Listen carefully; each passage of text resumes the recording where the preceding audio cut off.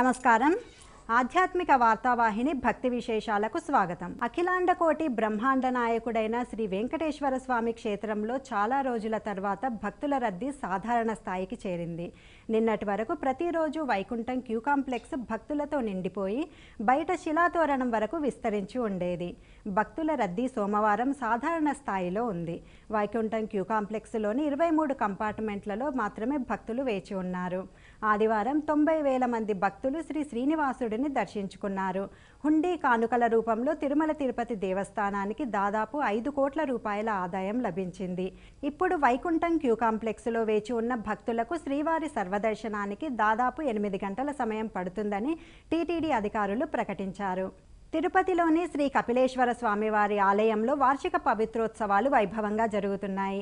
ఉత్సవాలలో భాగంగా స్వామి అమ్మవార్లకు గ్రంథి పవిత్ర సమర్పణ కార్యక్రమం శాస్త్రోక్తంగా నిర్వహించారు. తొలుత స్వామి అమ్మవార్లకు ప్రత్యేక అభిషేకం నిర్వహించారు. అనంతరం ఆలయ ఆగమ సంప్రదాయాల ప్రకారం నిత్య హోమం, గ్రంథి పవిత్ర సమర్పణ, మూలమూర్తులకు విశేష ఉపచారాలు శాస్త్రోక్తంగా నిర్వహించారు. వేదఘోషలు, మంగళ వాయిద్యాల నడుమ జరిగిన ఈ కార్యక్రమంలో భక్తులు అధిక సంఖ్యలో పాల్గొన్నారు.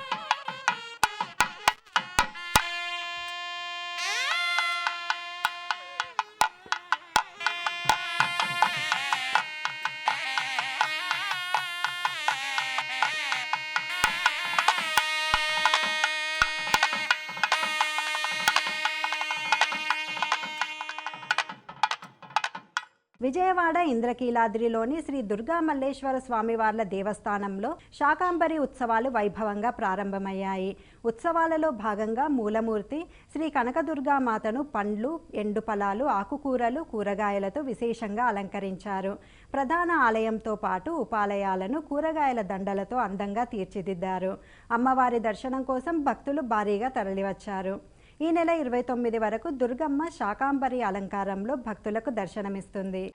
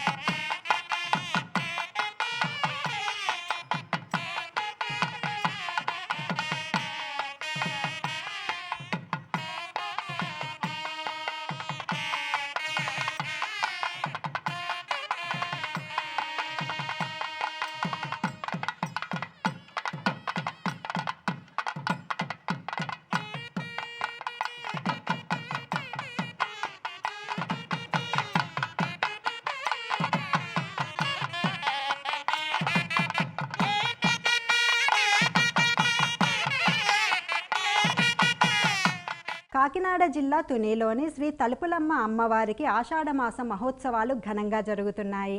ఉత్సవాలలో భాగంగా అమ్మవారికి 1,00,000 కుంకుమ పూజ నిర్వహించారు. అర్చకులు 1,00,000 సార్లు మంత్రాలు జపిస్తూ కుంకుమార్చన అమ్మవారి పాదాల వద్ద వేస్తూ ఈ క్రతువు నిర్వహించారు. భారీగా తరలివచ్చిన భక్తులు అమ్మవారికి సారె సమర్పించారు. దీంతో ఆలయ ప్రాంగణం అమ్మవారి నామస్మరణతో మార్మోగిపోయింది.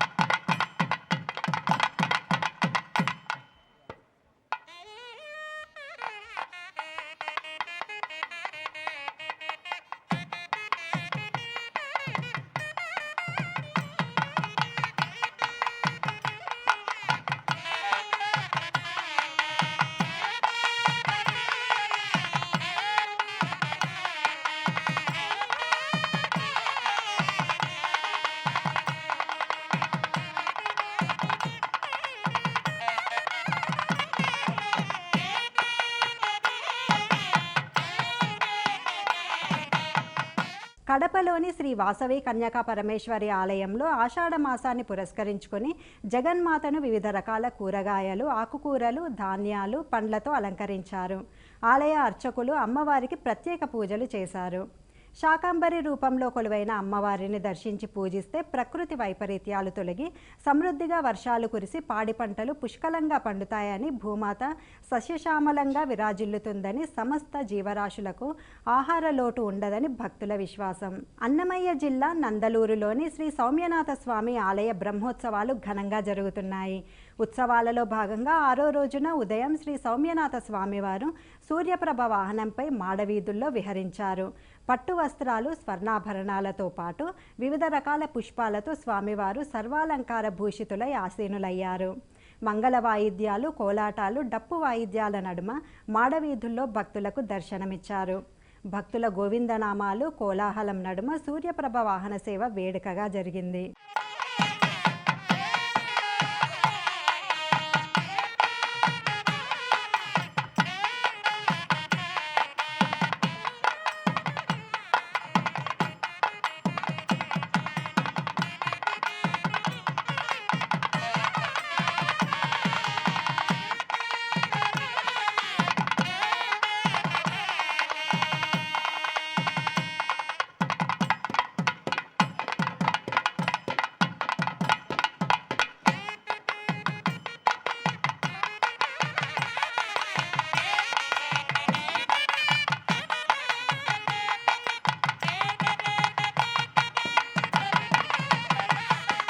కాళేశ్వరంలో వరుణయాగం ఘనంగా జరిగింది.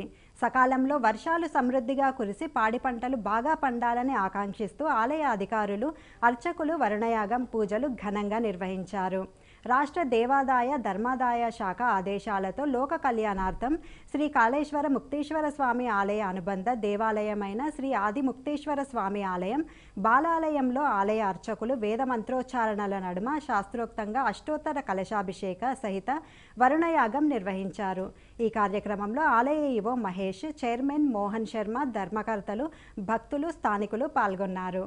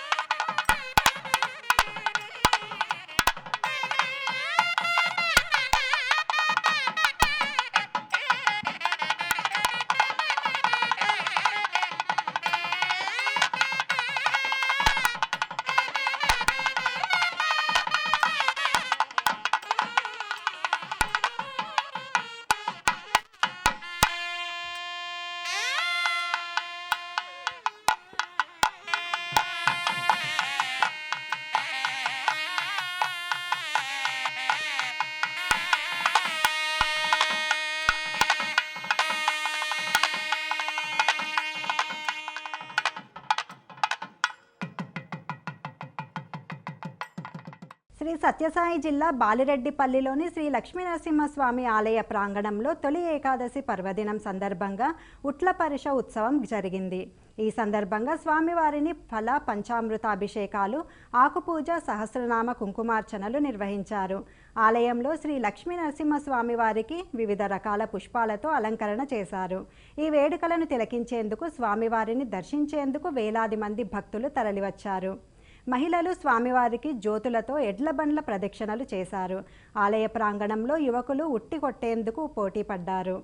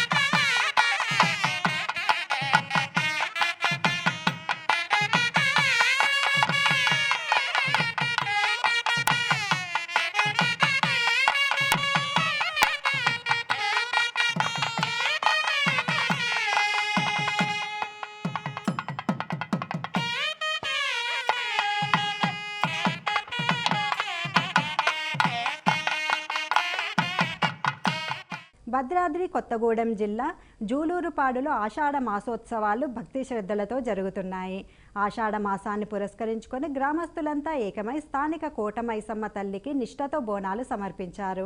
శ్రీ సీతారామచంద్ర స్వామి ఆలయం వద్ద ప్రారంభమైన బోనాల ఊరేగింపు ఆధ్యాత్మిక కోలాహలంగా సాగింది.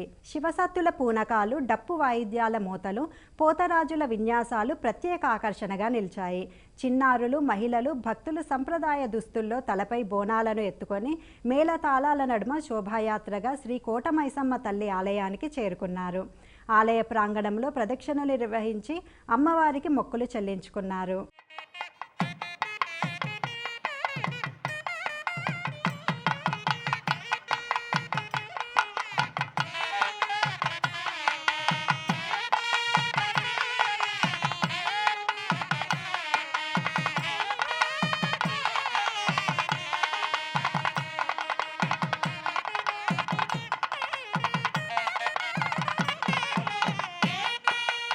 ఇవి ఈనాటి భక్తి విశేషాలు. తదుపరి ఆధ్యాత్మిక వార్తావాహిని భక్తి విశేషాల్లో మళ్ళీ కలుద్దాం. అంతవరకు సెలవు. నమస్కారం.